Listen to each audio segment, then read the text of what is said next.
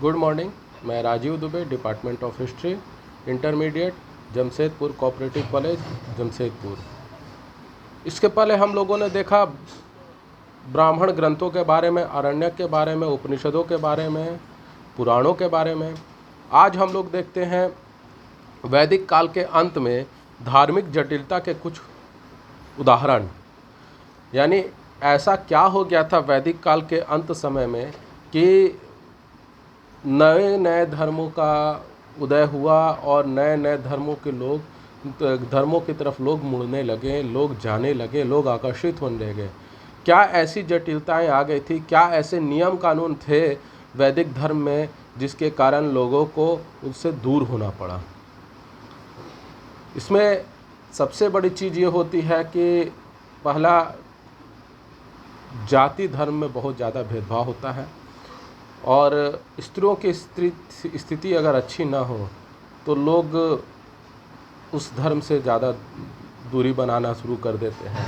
जैसे अब इसमें आपातस्थ धर्म सूत्र में कहा गया है कि यदि शूद्र वेद मंत्र सुनता है तो उसके कान में शीशा डाल देना चाहिए। क्या ऐसा संभव है? एक तरफ धर्म कहता है कि उसके लिए सभी बराबर हैं, तो अगर कोई वेद मंत्र सुन लेता है तो क्या उसके उस कान में शीशा डाल देना चाहिए? ये कुछ ऐसी जटिलताएं हैं। दूसरा, मैत्रायणी संहिता में नारी को पासा व सुरा के साथ साथ 3 प्रमुख बुराइयों में माना गया है। अरे ये क्या है? नारी तो जननी है, माता स्वरूपा है। वो पासा और बुराई के साथ, वो पासा और सुरा यानी कि मदिरा के बराबर में कैसे हो सकती है? ये तो बहुत सारी इसमें मतलब जटिलताएं मानी गई हैं। यही सब कारण रहा है।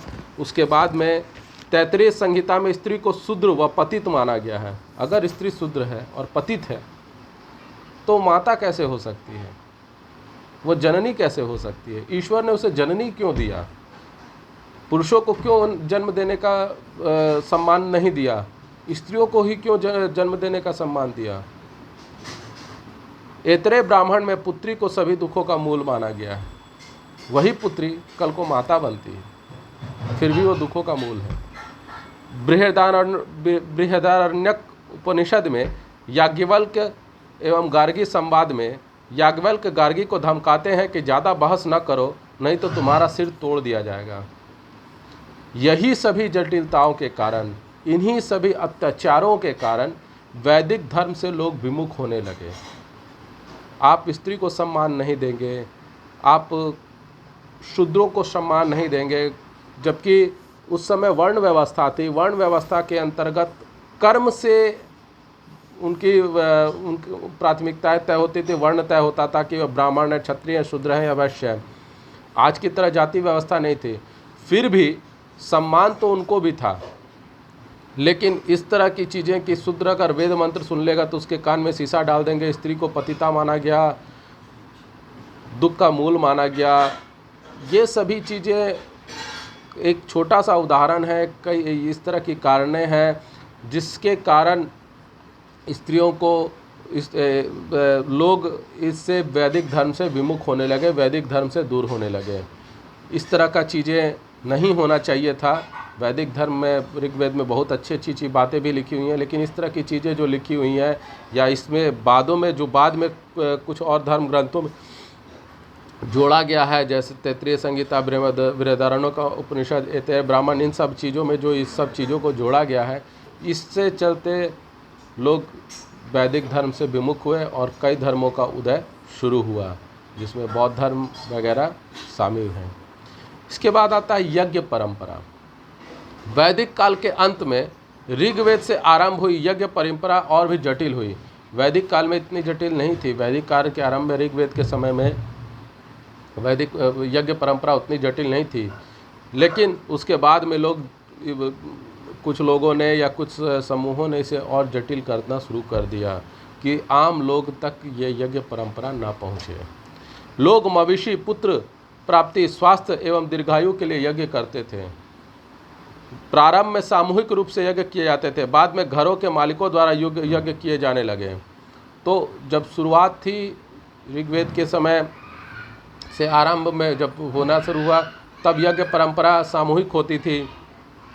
फिर धीरे धीरे घर के मालिकों ने यज्ञ परंपरा अपने घरों में यज्ञ कराना शुरू कर दिया। तो मुख्य कारण यही रहा कि लोग मवेशी पुत्र प्राप्ति स्वास्थ्य एवं दीर्घायु होने के लिए यज्ञ करते थे और इन सब चीज़ों का यज्ञ वगैरह का पालन करते थे। तो उसमें सबसे पहले आया वाजपेयी यज्ञ। यह शक्ति प्राप्त करने के लिए किया जाता था। वाजपेयी यज्ञ जो था यह शक्ति प्राप्त करने के लिए किया जाता था। यह साल में 17 दिन चलता था। इससे सम्राट को गौरव प्राप्त होता था। हालांकि जहाँ तक मैंने पढ़ा है वाजपेयी यज्ञ का वर्णन अभी तक मुझे कहीं नहीं मिला है। मैंने अभी तक कहीं नहीं देखा।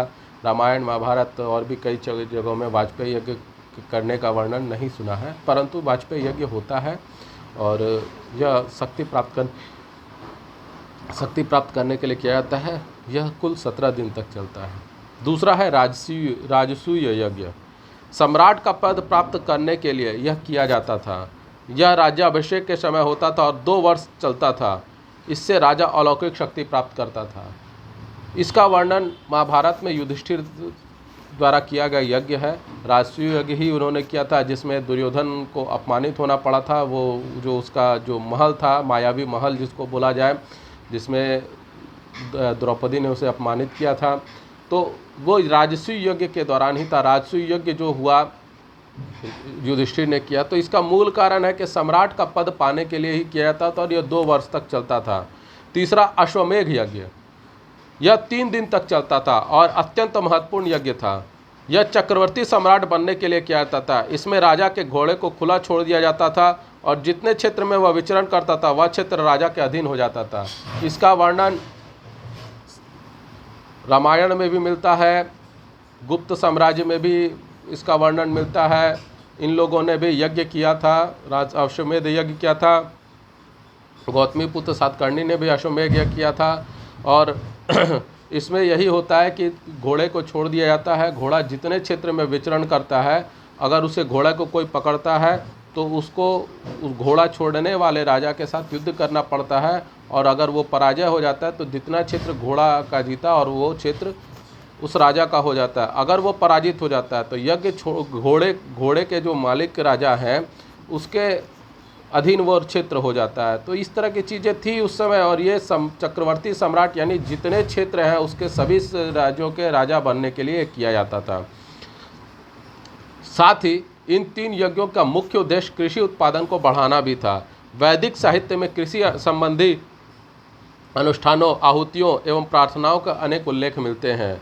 शिल्प एवं कृषि दोनों का आधार यज्ञ था। शिल्प का भी आधार यज्ञ था और कृषि का भी आधार यज्ञ था। तो इस तरह से वैदिक धर्म में स्त्रियों की स्थिति या वैदिक धर्म में जो जटिलताएं थीं, साथ में यज्ञ परंपरा आज हम लोगों ने देखा। आपको ये वीडियो कैसा लगा? लाइक करें, कमेंट करें, शेयर करें, ज़्यादा से ज़्यादा मात्रा में सब्सक्राइब करें। धन्यवाद।